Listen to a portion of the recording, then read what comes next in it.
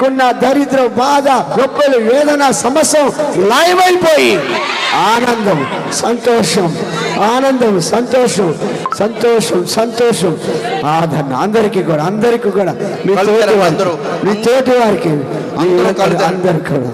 అందరికీ కూడా వందనాలు. ప్రశాంతంగా ఉండండి. పాస్టర్ గారు మీకు హ్యాపీ న్యూ ఇయర్ చెప్తారు. First prize lord. ఈ నూతన సంవత్సరం 2005వ సంవత్సరంలో అడుగుపెట్టినందుకు మీ అందరికీ నూతన సంవత్సరంలో శుభాకాంక్షలు తెలియజేసుకుంటున్నాను. Wish you happy new year. I wish you happy new year.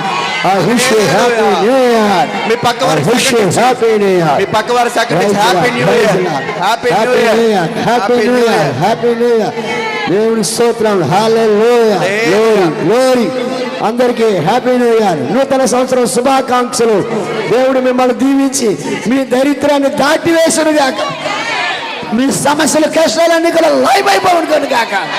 దేవుడు గొప్ప కార్యం. కూర్చోండి. మీ స్థలాల్లో కూర్చోండి. ప్రశాంతంగా కూర్చోండి. ఇచ్చేసాడు దేవుడు. మనం ఏదైతే పొందుకున్నాం ప్రతి ఒక్కరి ఫ్యాన్లు లైట్లు అన్ని ఆన్ చేసి హల్లెలూయా దేవానికే స్తోత్రం అని చెప్తామా? హల్లెలూయా. ఇప్పుడు చెప్పండి, ఎక్కడండి సంతోషం ఉంది? చెప్పండి. దేవుడు సన్నిధిలోనే కదా. ఇప్పుడు చెప్పండి, ఎంతగా ప్రభు సన్నిధిలో మనం గడిపి ప్రభు సన్నిధిలో నూతన సంవత్సరం పొందుకున్న తర్వాత ఉంటాడా నీ పక్కన సాతానుగోడు? అయ్యా ఉండగలుగుతాడా? నిశ్చయంగా చెప్తున్నాను, సాతానుగోడు దేవుడు వెంటాడి తడిమాడు. హల్లెలూయా. నిశ్చయముగా మన దేవుడు మనతో ఉన్నాడు. నేటి వరకు మన సజీవులుగా ఉంచి దేవుడు సన్నిధిలో మనం గడిపే భాగ్యం దయచేశాడు. ఒక్కసారి అందరూ కలిసి happy new year in Jesus Christ name అని చెప్పండి. Happy new year in Jesus Christ name.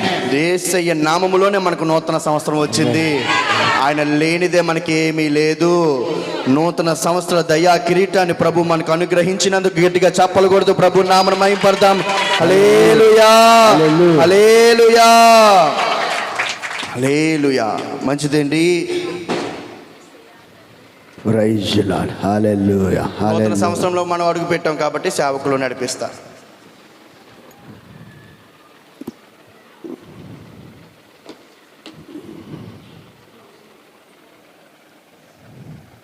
ప్రియులారా, మరొకసారి మీ అందరికీ ఈ నూతన సంవత్సరం శుభాకాంక్షలు తెలియపరచుకోవడమే కాకుండా మీ హృదయాల్లో మీ కళ్ళల్లో మీ మనస్సులో ఆనందంతో పొంగి అది మీ జీవితానికి గొప్ప ధైర్యం, ధనము డబ్బు ఐశ్వర్యం పదము ఇవ్వలేని ఆ ధైర్యాన్ని దేవుడు మనకు అనుగ్రహించి ఉన్నాడు. ప్రియులారా, బైబిల్ ఏం చెప్తుంది? రేపటి దినము రేపుడు చూసుకుంటుంది. ఈ దినము నేను సజీవులుగా దేవుడించాడండి అండి. రేపు ఏం జరుగునో నీకు తెలీదు, నాకు తెలీదు. కానీ నువ్వు నేను నమ్మిన దేవుడికి మాత్రమే అన్నీ తెలిసింది. ఆయన అన్నీ ఎరిగిన